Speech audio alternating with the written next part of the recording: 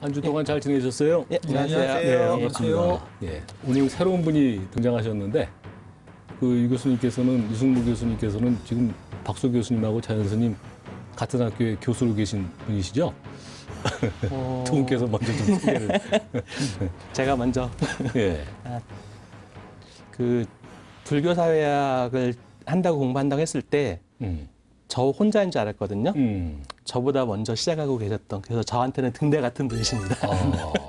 아니, 등대 같은 분이 아니고요. 이게 지금 캐릭터가 겹치면 누구 한 분이 위험할 수도 있습니다. 굉장히 경쟁해야 되는.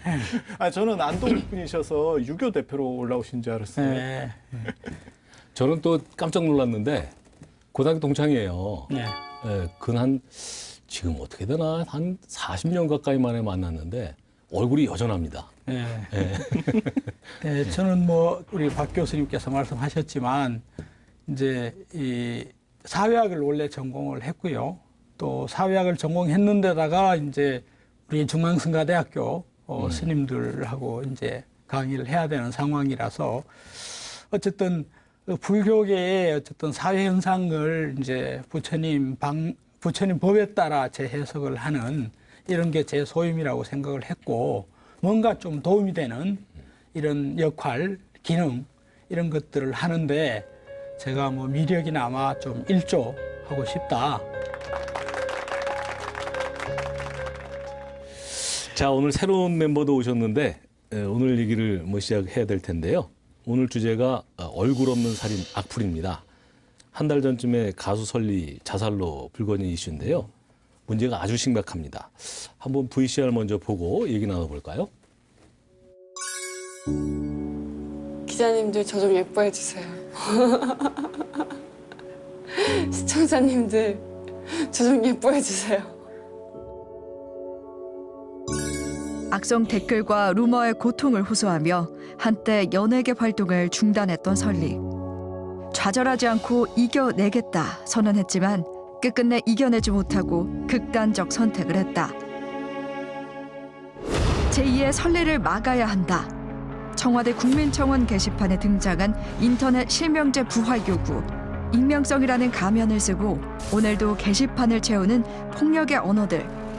한 인간의 영혼을 파괴하는 악성 댓글의 폐해.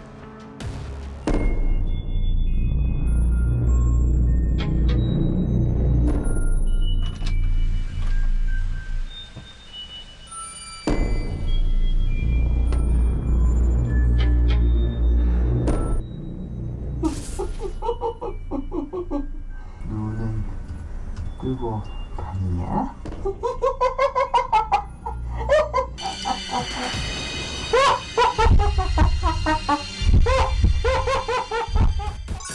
과연 표현의 자유는 어디까지 허용돼야 하는가? 붓다의 시선으로 세상을 보는 붓다 인사이드. 얼굴 없는 살인, 악플을 막는 방법은 없는가?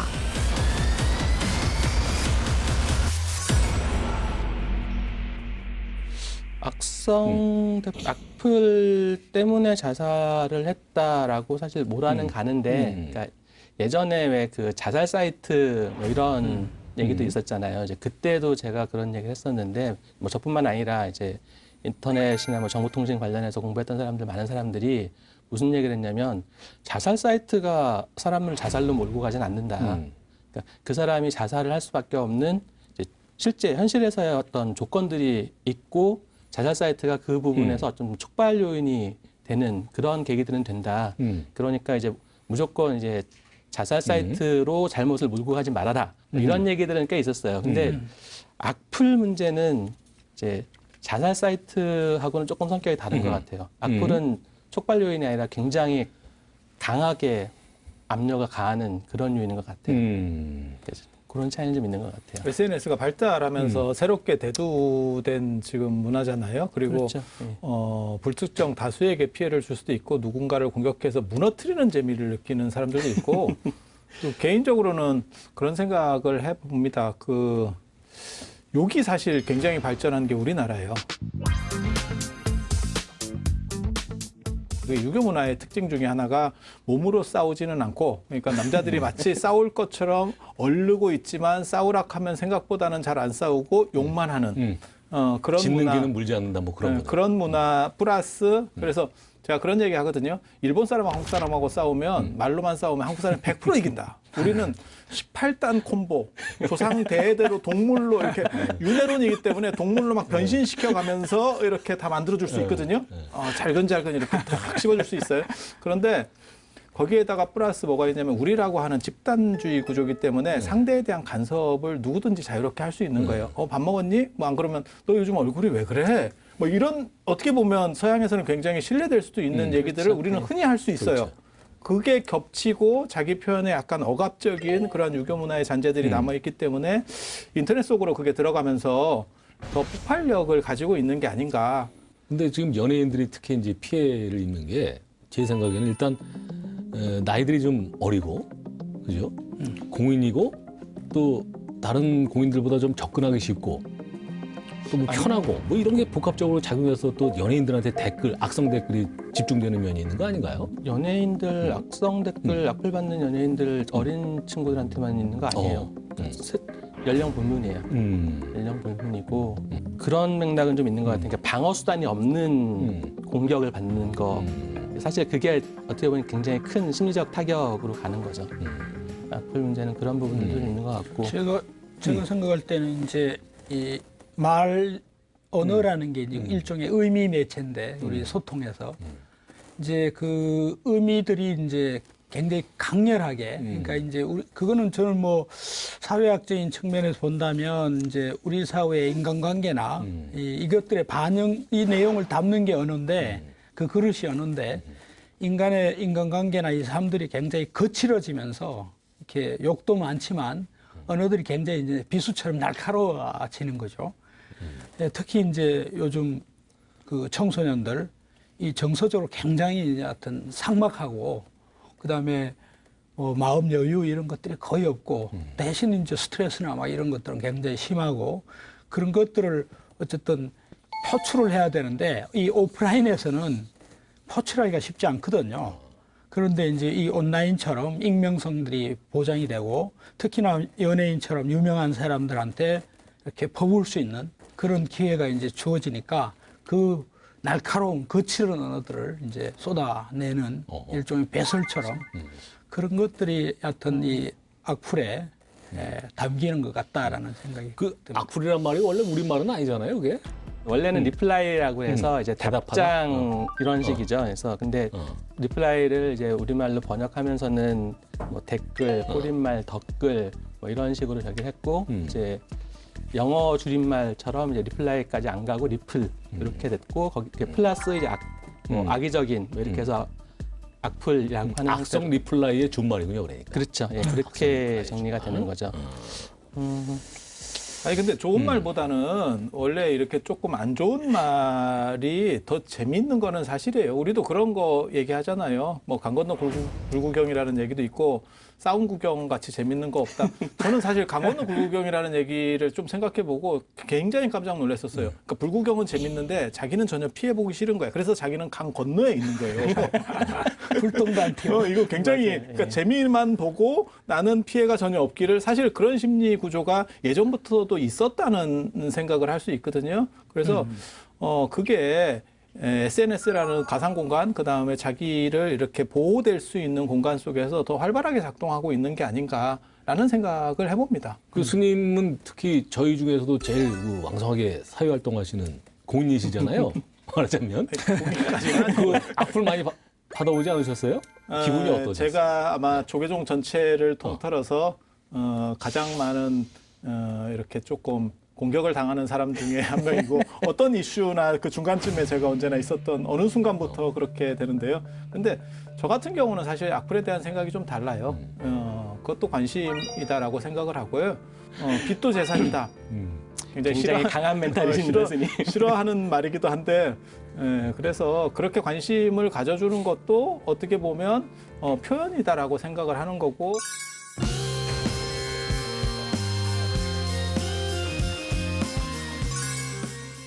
저 같은 경우는 다른 분들하고 좀 다른 거는 그렇게 대응한 분에 대해서 다시 제 관심을 가지는 것 자체가 시간 낭비다 이런 생각을 해요. 그래 버리면 멘탈이 굉장히 강해집니다. 거의 뭐 맨홀 뚜껑 멘탈이라고나 할까 이런 뭐 강력한 텅스텐 멘탈. 그래서 튀는 사람의 특징은 대부분 다 똑같은 것 같아요. 멘탈은 뭐 갑입니다. 이제 저 같은 경우에도 저는 한 두 번 정도 있었는데 그러셨어요? 그럼요.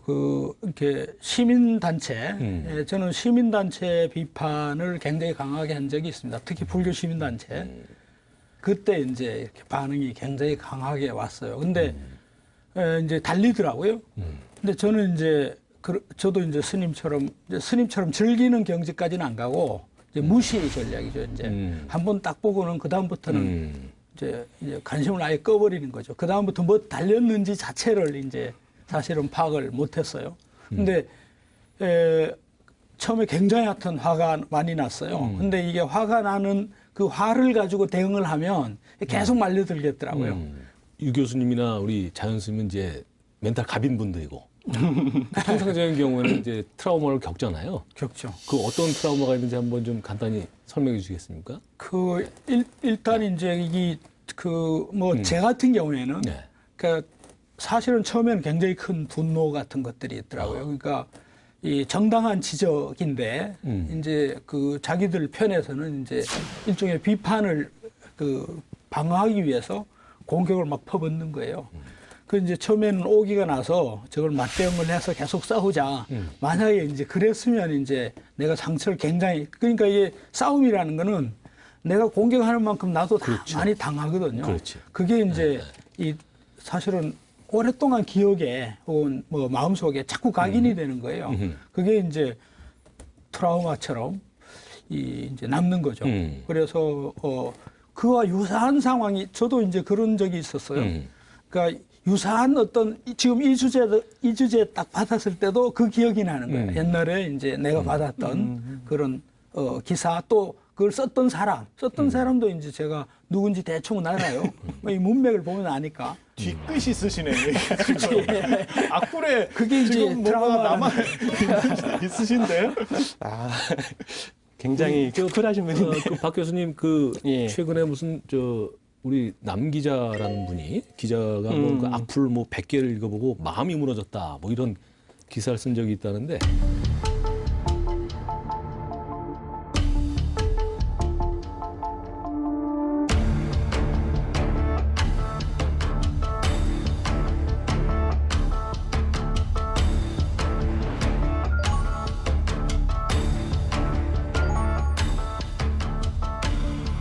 느껴봐야 아는 거니까 직접 한번 본 거죠. 자기 이제 악플을 계속 읽어보고 그러면서 이제 자기 뭐 맨 처음에는 뭐 분노도 일어나는 거고 그 다음에는 이제 사람들이 왜 나한테 이럴까 계속 이렇게 하면 내가 정말 이런 거 아닌가 뭐 이런 식의 어떤 무기력증 같은 것들도 좀 생기게 되고 뭐 그런 것들이 이제 커지다 보면 사실은 이제 왜 연예인들 자주 얘기하는 공황장애 같은 이제 그런 대인기피증 뭐 이런 것들이 이제 커지기도 하고 그래서 이게 굉장히 오래 남아요. 그러니까 사실 되게 뼈아픈 말들이 많고 수용하기 힘든 말들이 많아서 굉장히 오래 남고 그다음에 인터넷에 올라와 있는 모든 것들이 다 마찬가지인데 내 눈에 안 보인다고 그게 사라진 게 아니에요. 그렇지. 어딘가에 다 누군가가 캡처해서 가지고 있고 뭐 저기 하는 거 그렇기 때문에 몇십 년이 지나도 다시 이거 정말 불사조처럼 늘 저기 되는 거여서 그때마다 다시 아파요. 굉장히 심각한 아픔입니다, 사실. 그래서 이제 그 말씀 하니까 생각이 나는데 요즘 이제 법조계에서 이제 사이버 공간 관련해서 그 이슈가 되는 게 뭐냐면 잊혀질 권리. 들어보셨죠? 맞아요. 예. 나 좀 관심 내서 좀 지워달라. 예. 이걸 이제 권리 개념으로 얘기를 하고 있거든요. 뭐 조만간 이제 또 법률화 되겠죠. SNS 장의사도 있죠. SNS 예, 장사. 그걸 다 찾아서 지워주는. 지워주는. 하지만 다른 사람이 캡처한 건 이미 끝났다. 예.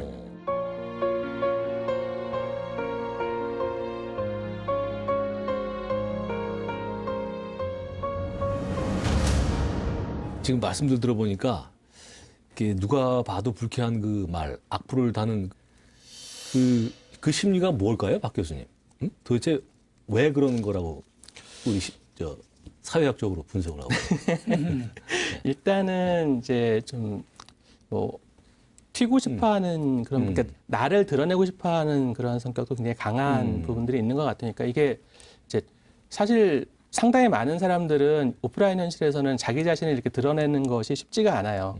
그러니까 뭐 다른 뭐 남들보다 뭔가 잘하는 무언가가 있다라고 하면 그걸 가지고 이제 자기를 어필할 수가 있는데 그렇지 않은 사람들이 사실 많고 물론 충분히 이미 그런 장점을 가지고 있는 사람임에도 불구하고 스스로 억누르는 사람들도 되게 많고 이제 그런 부분에서 이제 이 온라인이 가지고 있는 익명성이라고 하는 부분들은 이제 그것들을 여과 없이 드러낼 수 있다라고 하는 이제 그런 게 하나 좀 있는 거죠. 그리고 이제 평소에 내가 현실 공간에서 억눌려 있었던 것 때문에 이제 거기에 대한 반발이 일종의 공격성으로 나타나고 그것이 이제 좀 악플로 드러나는 경우들도 꽤 있는 것 같고요.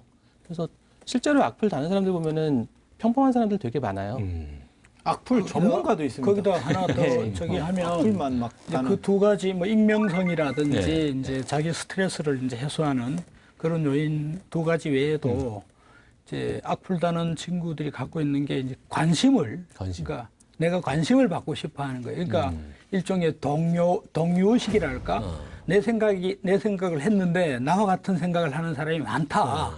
그래서 나도 이 사회 속에 일원이고 그리고 내 생각이 틀리지 않는다. 내 감정이 틀리지 않는다. 이런 것들을 확인받고 싶어 하고. 그러니까 악플을 달면 거기 좋아요를 받으면 또 거기서 희열을 그렇죠. 그리고 또 악플 다는 사람도 많이 있고. 말씀하고 일맥상통한 얘기인데요. 시스템 구조상 뭔가 이렇게 강렬한 메시지를 던질수록 상위에 올라가기가 좋거든요. 그렇죠. 예. 뭔가 튀는 말을 해야지 좋은 말을 해가지고는 그러니까는 그렇죠. 좋아요를 많이 받을수록 위로 올라가기 때문에 그게 자기가 어떻게 튀는 하나의 수단일 수도 있는 거고요. 그러니까 또 다른 주목받는 대상이 될 수도 있는 거고 그다음에 거기에 대부분 등장하는 악플의 대상이 되는 사람들은 자기보다 강한 사람이에요. 그리고 강한 사람과 정면으로 충돌했을 때 뭔가 이렇게 희열을 느끼는 부분이 있거든요. 그래서 그런 것들이 복합적으로 작용하는 것 같아요. 그리고 분명한 건 시스템의 문제가 있다는 생각은 해요. 그걸 자꾸 올려주고 그거를 그러니까 권장하는 것처럼 되는 거죠. 그리고 좋은 말은 귀에 잘 안 들어와요.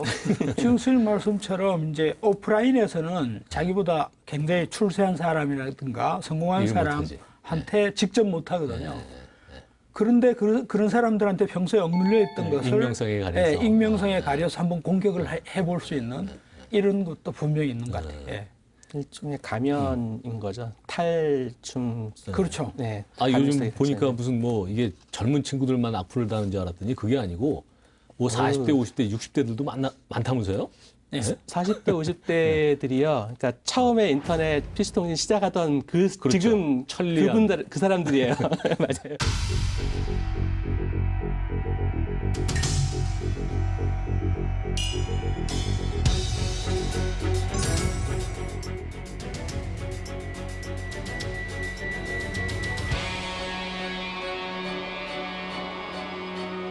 젊은 사람들 비율은 오히려 지금 악플을 다는 비율이 준다는 줄어들고 거죠. 있는데 어른들은 늘어나는 것과 관련해서는 저는 그렇게 생각하거든요. 그러니까 SNS를 능하게 활용하지 못했던 분들이 그러니까는 젊은 분들은 그걸 활용하면서 SNS 윤리라고 하는 것들이 어느 정도 자리가 잡게 되는 거고 예. 어른들은 이제 신입이죠. 새내기 이렇게 이거 가제수건 맞아요. 달고 새내기로 지금 입문해서 그 맛을 보고 있는 거예요. 그래서 오히려 비중이 높아가시는 건데 개인적으로는 젊은 분들의 악플 비중이 줄어드는 걸로 봐서 SNS의 윤리라는 윤리 구조라고 하는 것이 어느 정도 정착되면 이 부분도 좀 해소되지 않겠나라는 생각은 해봅니다. 그러니까 과도기적이라는 부분이 존재한다는 거죠. 최근에 다 기억하시겠지만 그 SK그룹 회장 최태원 회장의 동거인에 대해서 지속적으로 악플을 달았던 63세 주부가 있었는데 이 63세 주부를 비롯해서 9명을 상대로 이 최태원 회장의 동거인이 손해배상 소송을 제기를 했는데요. 이게 불법행위가 인정이 돼서 1억 원의 배상 판결이 내렸습니다. 적지 않은 금액이죠. 그러네.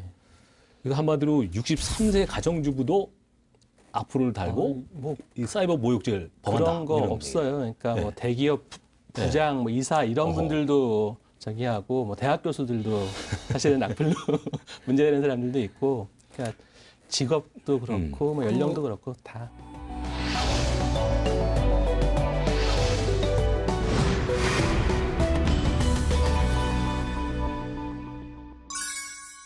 유태인 학살했잖아요.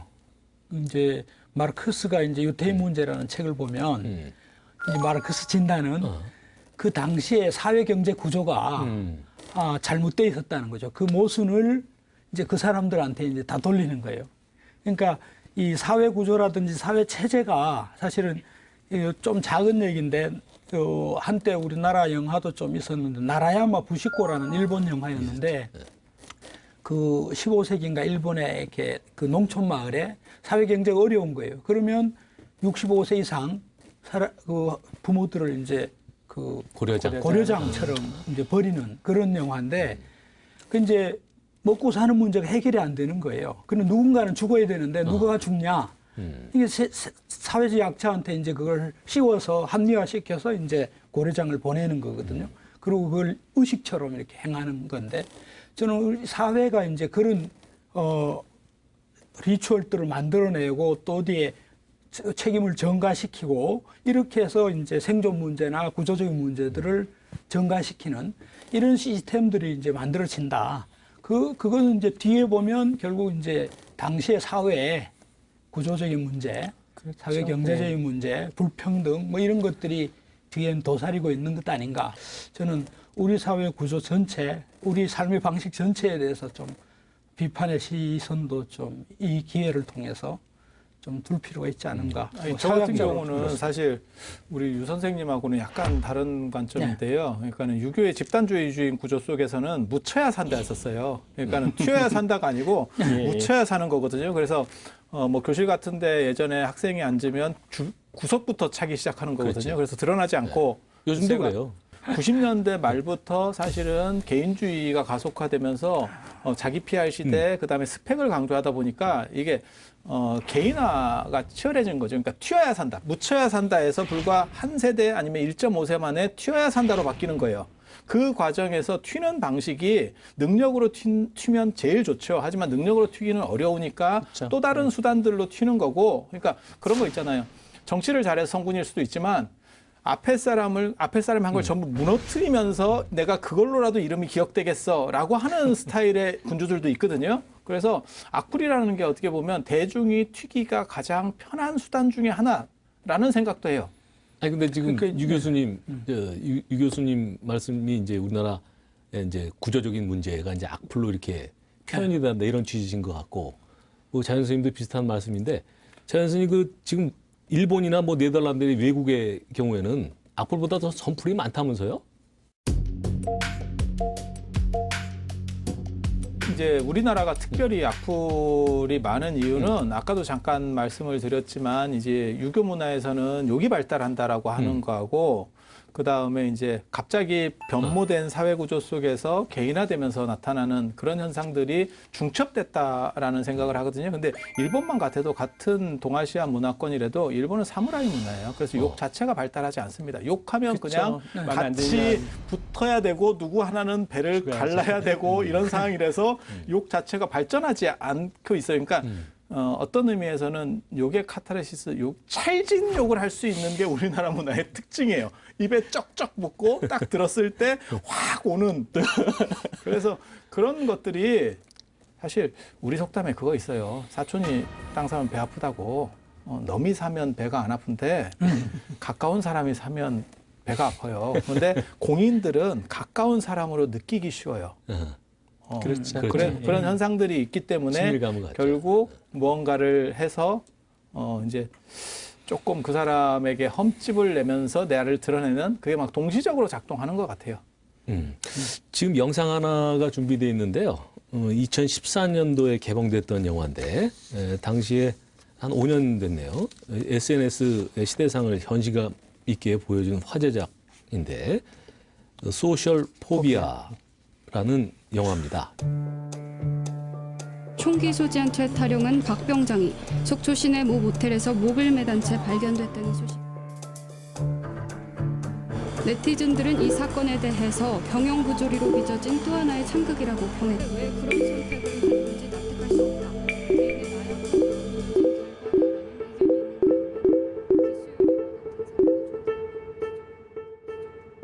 그 며칠 전에 타령하고 자살한 군발 있잖아. 걔 얘기하는 거야. 다시 한마디 쓴다고. 그러면은 네 거로 로그인하고 써.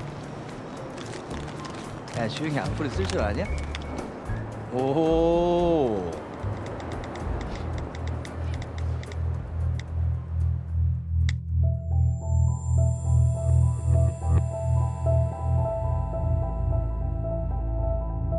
가지고 어떻게? 신상 바로 털었지. 개 털었어. 탈탈 털었어. 보통 여기까지 오면 잠수 타거나.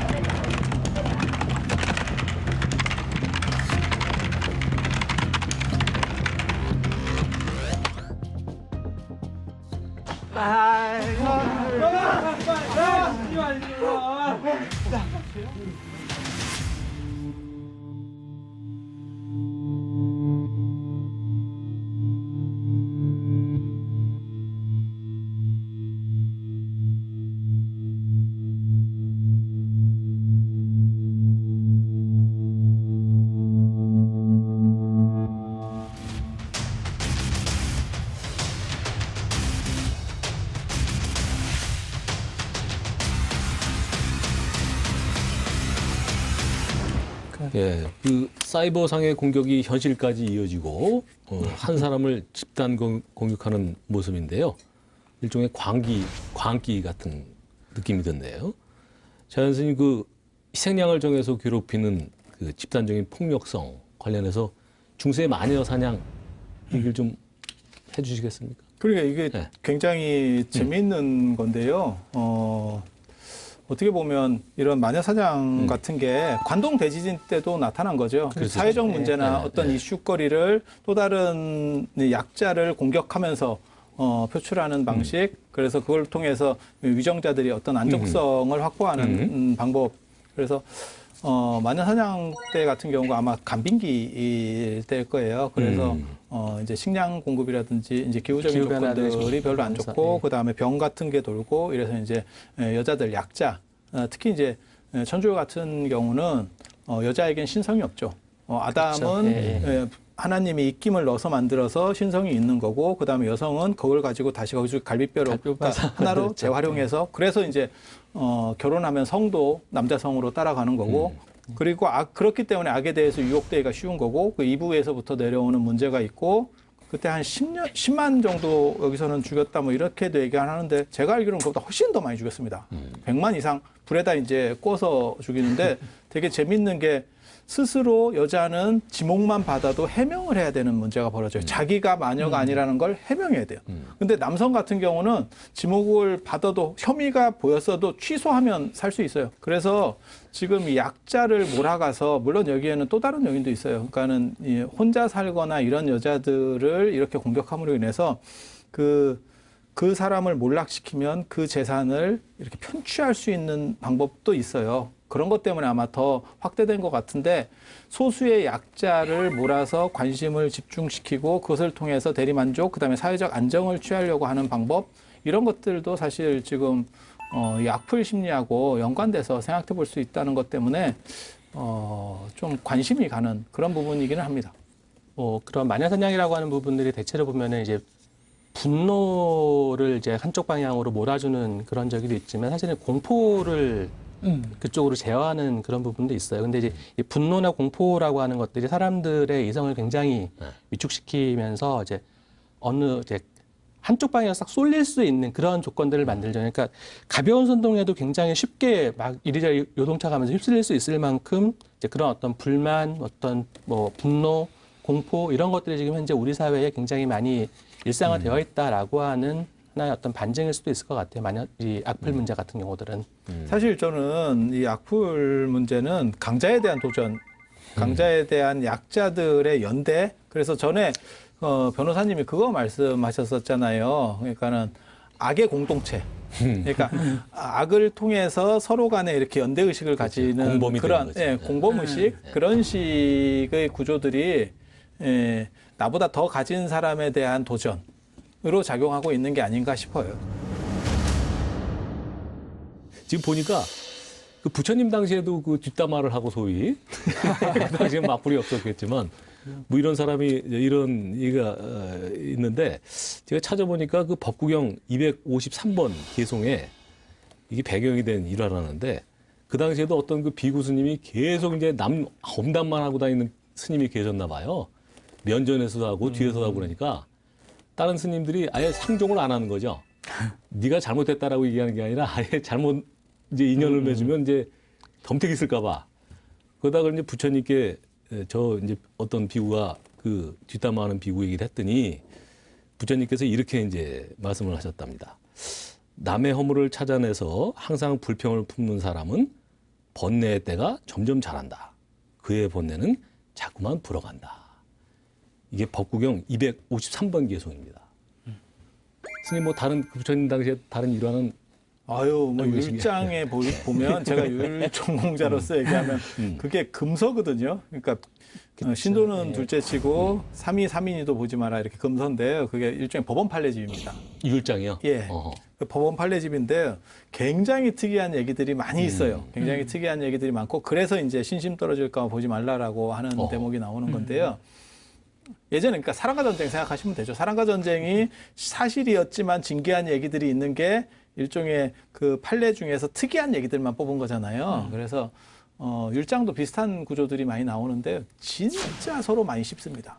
이유는 뭐냐면 더운 지역이라서 이 양반들이 쉽게 말해 술을 안 먹어요. 술을 안 먹고 그다음에 논리가 발전한 게 인도 문화거든요. 그러니까 이게 씹는 걸로 입으로 그냥 그 모든 에너지를 입으로 지금도 왜 그런 거 있잖아요. 술 담배 안 하면 말이 많아진다라고 하는 그것과 비슷한 상황이 연출되는 거예요. 그래서 대표적인 게 뭐가 있냐면 부처님 사촌 동생 중에 발제라는 분이 있어요. 바드리카라는 분인데 그분이 왕을 하다가 출가해요. 석가족 왕이었었거든요. 근데 이제 부처님을 따라서 출가합니다. 그래서 증일화엄경 제자품 같은 데 보면 내 제자 중에서 신분이 제일 높은 사람은 발제였다. 그러니까 왕하다 출가했으니까. 뭐 이런 얘기까지 나옵니다.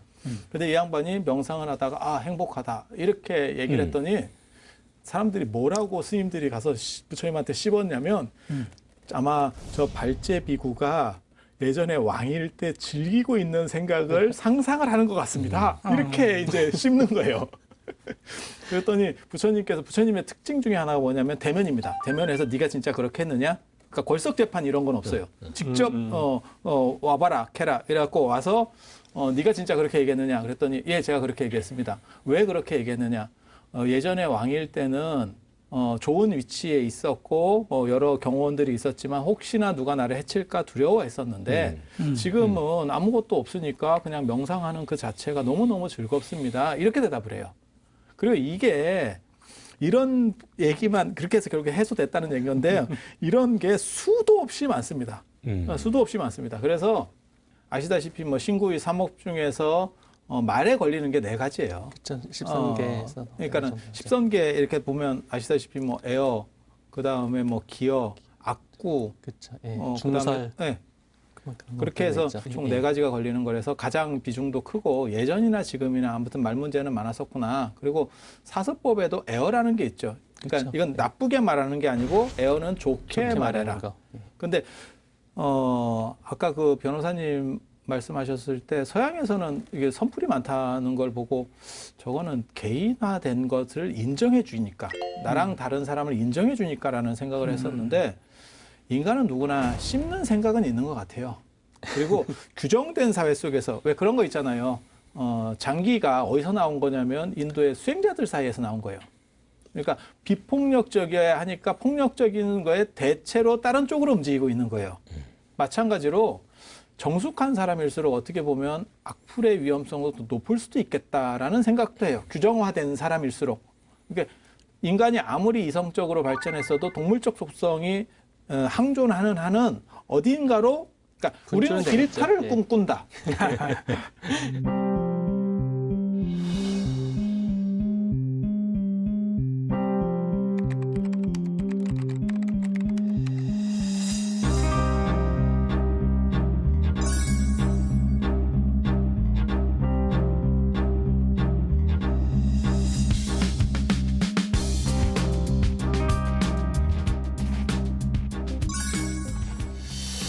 자, 악플을 손가락 살인이라고도 하는데요. 진짜 어떻게 보면 공격하는 방법으로 이렇게 쉬운 방법도 없는 것 같아요. 그래서 이걸 좀 제재하는 방식을 쓰기 위해서 실명제 얘기가 계속 나오고 있잖아요.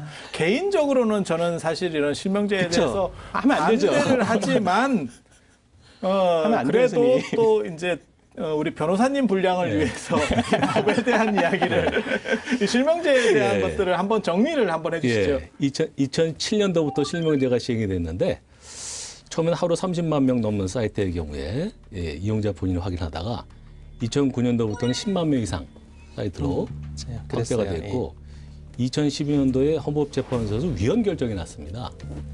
근데 참 특이하게도 전원일치 위헌이 됐어요. 표현의 자유를 제한한다는 이유인데 그래도 여전히 지금 청와대 국민청원 게시판에 100개 이상의 청원이 지금 이어지고 있습니다. 근데 사실 이 부분은 지금도 여론조사를 해보면 실명제를 찬성하는 쪽이 3분의 2이고 그러니까 반대는 3분의 1밖에 안 되는 거죠. 그래서 이게 참 좀 인지 부조와 헌재에서는 만장일치 위헌이다 이랬는데 국민들은 3분의 2는 또 실명제를 찬성을 하고 조금 좀 기이한 현상입니다. 이해하기 어려운 부분인데 박 교수님은 어떻게 생각하십니까? 저는 뭐 좀 전에 봤던 제 리액션들이 여실히 보여주지만 저는 인터넷 실명제 반대 입장에 있습니다. 이거는 그러니까 사실 효과가 별로 없어요. 그러니까 그때 인터넷 실명제를 하고 있는 중간중간에도 끊임없이 새로운 뭔가를 찾아내서 그걸 회피했고 실제로 욕설하지 말라 그러니까 한글 잠 떨어뜨려 가지고 풀어내버리잖아요. 그러니까 그런 식으로 해서 이게 실효성도 별로 없고 실제로 이제 그 실험 비슷하게 해봤는데 이제 비방이나 욕설이 한 3% 정도 준다고. 그러니까 드리는 노력에 비해서는 이게 실효성이 굉장히 없어요. 근데 이게 부작용이 얼마나 커지냐면은 그러니까 그러니까 인터넷 게시글 자체가 한 70%가 감소를 해요. 그렇게 하고 댓글도 절반 이상이 안 달리게 되고. 그러니까 이게 표현의 자유의 문제도 있지만 사실은 더 표현의 자유가 물론 가장 중요한 문제긴 하겠지만 이 의사소통의 문제, 그러니까 소통을 단절시킨다라고 하는 것도 사실은 표현의 자유 못지않게 심각한 위협이거든요. 공동체가 같이 뭔가를 하기 위해서는 끊임없이 소통을 해야 되는데 소통을 단절시킨다라고 하는 것 자체도 굉장히 큰 문제인 거죠. 그래서 저는 반대입니다. 저는 이제 법률가니까 이제 기본적으로 법률가는 보수적이잖아요. 좀 다른 의미에서 보수적인데 사실은 2012년도에 전원일치로 이게 위헌이 났다는 걸 보고 좀 놀랐어요. 좀 갈릴만도 한데, 그죠? 저도 특히 이런 어른들도 그렇게 생각을 했거든요. 오히려 일반 여론조사에서는 3분의 2는 실명제를 지금 찬성한다는 건데 이거는 어떻게 과연 설명을 해야 될지 오히려 보수적인 헌법재판관들은 조차도 위헌이라고 했는데 잘 이해가 좀 안 됩니다, 정말로. 인권이라고 하는 차원에서 아마 헌재 재판관들께서는 그렇게 생각을 하셨을 것 같고 이제 일반 대중들의 입장에서는 그러니까 이제 겉으로 드러나는 현상을 보고 저건 심각하다라고 이제 보는 것 같아요. 근데 이제 사실 그런 현상들이 일어날 수 있는 것도 말을 할 수 있는 자유가 있기 때문에 나타나는 문제거든요. 그러니까 이제 이게 말을 해서 나타나는 부작용은 그거는 해법을 찾으면 돼요. 어떤 형태로든 서로 소통을 하고 이해를 시키면 되는데 아예 말을 못하게 막아버리면 어떠한 사회 자체가 가지고 있는 사회 구조가 가지고 있는 문제를 드러내지 못한다는 점에서 훨씬 더 심각해지는 거죠. 맞습니다. 제가 이제 그 말씀 하시니까 이제 생각이 나는데 미국은 왜 수정 헌법이라고 그러잖아요. 이게 이제 헌법을 정해놓고 우리나라처럼 전면 개정을 하는 게 아니라 어멘드먼트라서 계속 이제 수정 헌법을 갖다 붙이는데 어떤 면에서는 표현의 자유의 확대의 역사인 거죠. 그렇죠. 그러니까 선진국들은 분명히 표현의 자유의 확대 쪽으로 가지 축소 쪽으로 가지라는 건 분명합니다. 그게 후진국수 클린턴이 축소 쪽으로 이거 표현의 자유 억제하려고 했다가 부결됐었잖아요.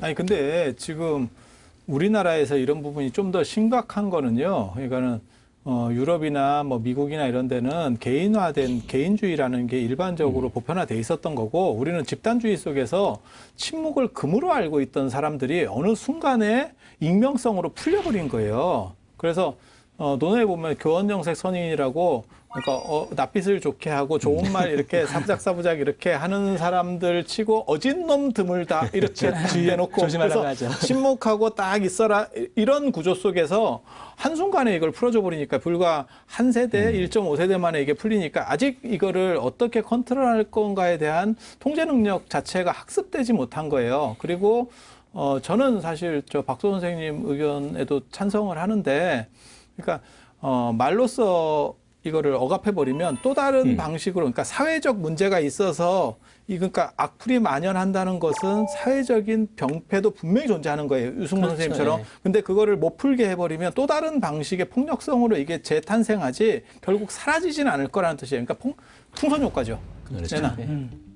유 교수님 그 인터넷 실명제를 대신할 만한 다른 제도적 장치는 없는지 한번 의견을 그러니까 말씀해 주시죠. 이제 우리 경전에도 그런 얘기가 좀 있던데 이렇게 사회적 처벌이라는 게 있습니다. 그러니까 뭐 잘못한 행동에 대해서 눈살을 찌푸린다든지 이게 뭐 법제도 이전에 그러니까 동료들 뭐 소집단 이런 데서 그런 이제 좀 과한 표현들 혹은 뭐 악플 달고 이런 행위에 대해서 자연스럽게 좀 사회적으로 제재하는 그런 것들이 다 처벌의 효과가 있거든요. 그런 것들이 저는 형성이 돼줘야 이게 문화적으로 좀 억제가 되지 이걸 모든 걸 법으로 억제하고 금한다고 이렇게 되는 거는 아니다 이런 생각이 좀 있습니다. 이제 그런 거를 가능하게 하기 위해서도 사실은 자유롭게 자기가 하고 싶은 얘기는 할 수 있어야 된다라는 거죠.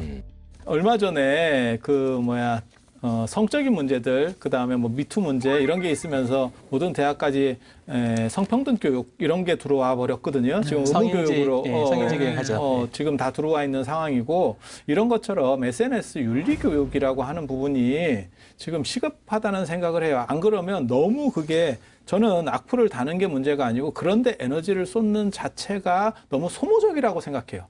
이건 약간 지금 논리적 승리가 다를 수도 있는데 그게 국가 발전이나 사회 발전을 위해서 긍정적이지 않다는 생각을 하는 거예요. 그래서 교육이라고 하는 부분에서 그 부분이 환기가 되면 훨씬 더 빨리 정착이 될 거다라는 생각을 합니다. 사이버 윤리 교육이 안 되고 있는 건 아니에요. 사실은 초등학교부터 사실은 굉장히 많이 되고 있는 부분이고요. 뭐 저만 하더라도 실제로 뭐 정보사회 윤리 같은 그런 과목들을 한 10년 전에도 했었던 기억이 나니까 그런 문제는 좀 있는 것 같아요. 그러니까 이제 위험성을 알려주는 문제에 대한 교육들은 뭐 그동안 계속 쭉 돼왔던 것 같아요. 근데 이걸 이런 위험성들이 있고 이러한 부작용들이 있어라고 얘기를 하면서 그런 것들을 하지 않아야 되라고 하는 그런 교육을 했던 것 같아요. 근데 그것보다는 오히려 이런 것들을 좋은 방향으로 활용하면 이런 것들의 장점이 있을 수 있어라고 하는 것 쪽으로는 방향을 좀 바꿔주면서 좀 흐름을 좀 틀어줄 필요는 있다는 생각이 듭니다. 그러니까 비판과 비난을 구분할 수 있어야 된다는 얘기죠. 그러니까는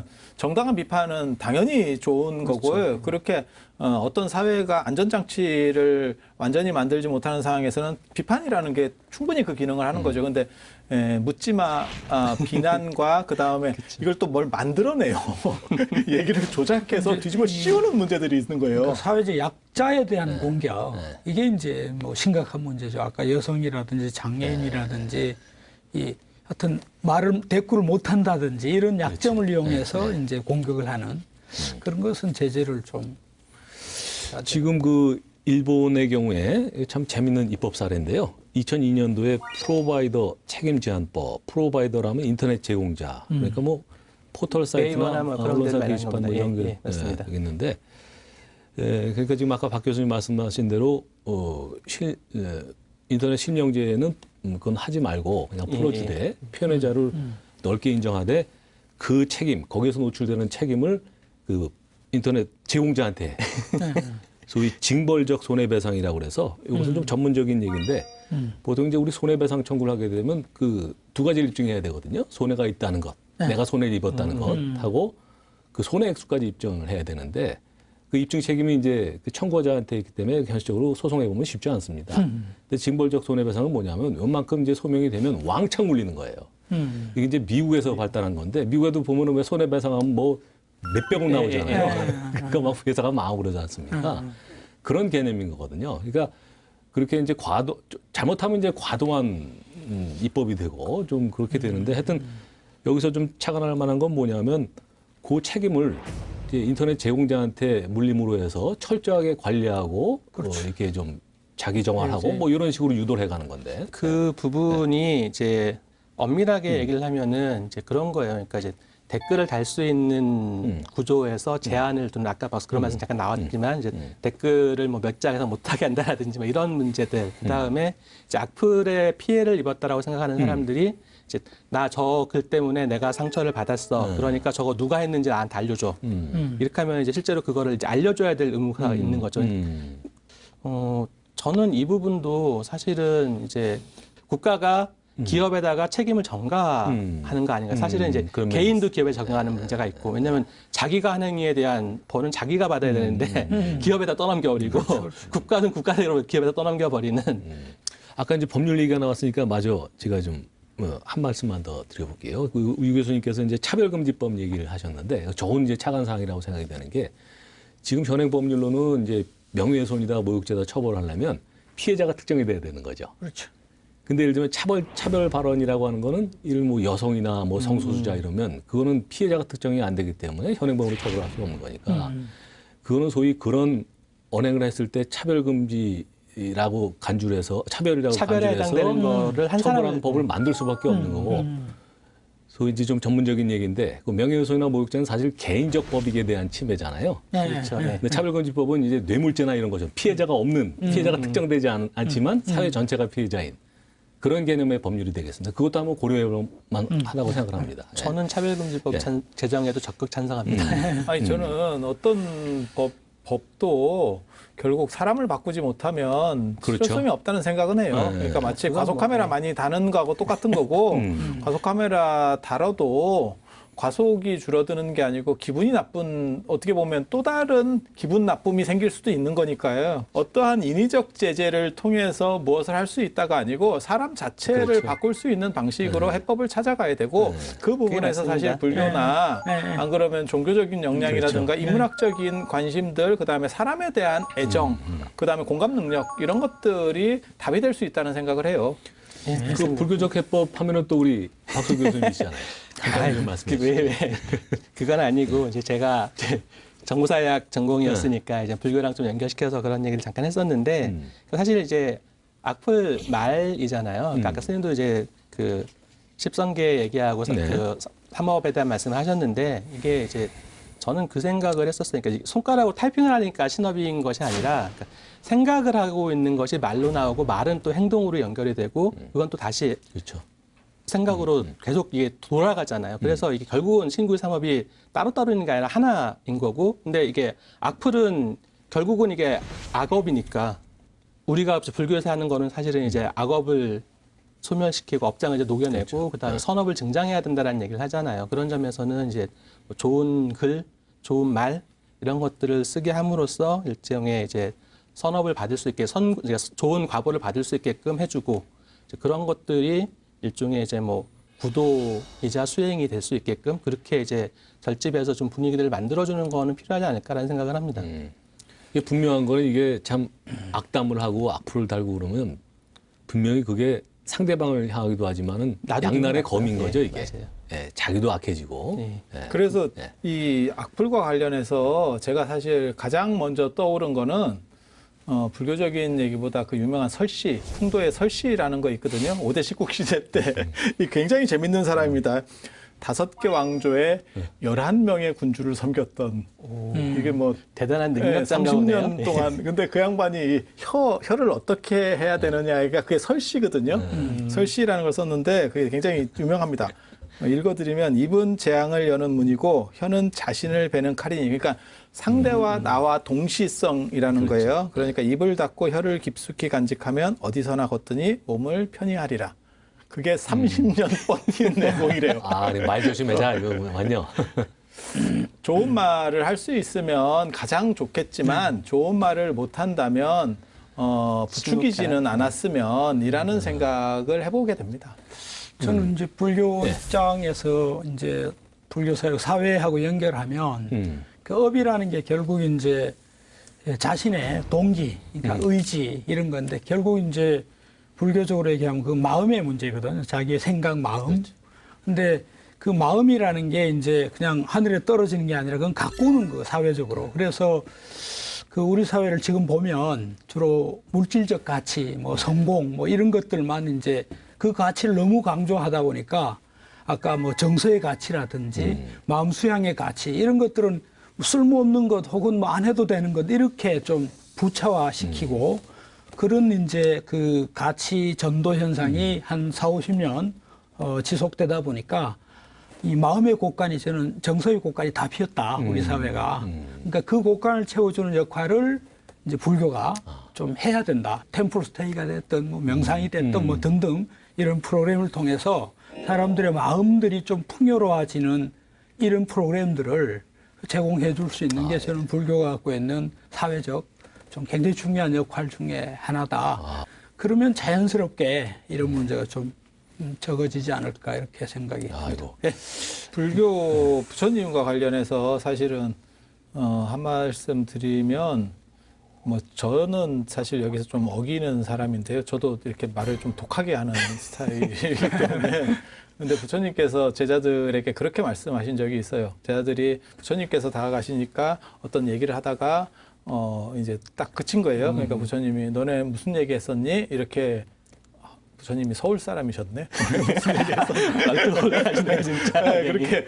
그렇게 물어보시니까 제자들이 뭐라 그러냐면 진리에 대해서 공부에 대한 얘기를 했습니다. 그러니까 부처님께서 뭐라고 말씀하시냐면 그렇다 이러면서 뭐라고 하시냐면 비구들은 두 가지 중에 하나를 해라.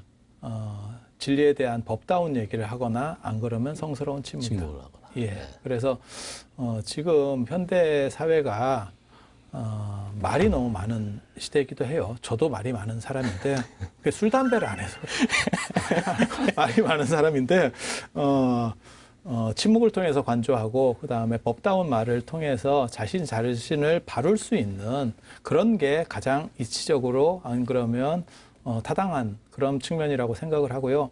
저도 지금 요 말씀에 잠깐만 이으면 제 사회학자 바우만이라는 사람이 고독할 수 있는 시간을 현대인들이 잃어버렸다. 그러니까 이게 혼자만의 고독한 시간을 갖는 게 자기 세계에 빠지는 게 아니라 오히려 자기를 비우고 타자를 그러니까 안을 수 있는 여유의 시간을 가져야 되는데 이 SNS 요새 무슨 이런 소통이 도대체 혼자 침잠하고 침묵하고 세상을 간조하고 주변을 돌아보고 이렇게 할 수 있는 시간을 다 앗아가 버린다는 거죠. 그런데 그런 시간을 좀 갖는 그런 점에서 아까 뭐 저는 템플 스테이 같은 그런 프로그램들이 상당히 좀 이제 기여하는 바가 크다 이렇게 생각합니다. 그 매번 주제를 다루면서 느끼는 거지만은 이 험한 세상에서 참 불교의 역할이 많은 것 같습니다.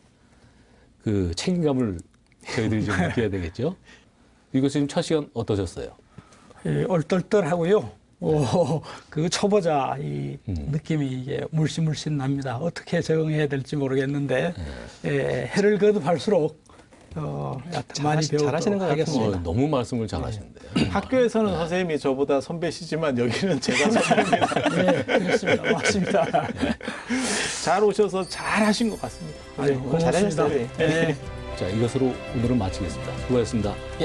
고생 많았습니다.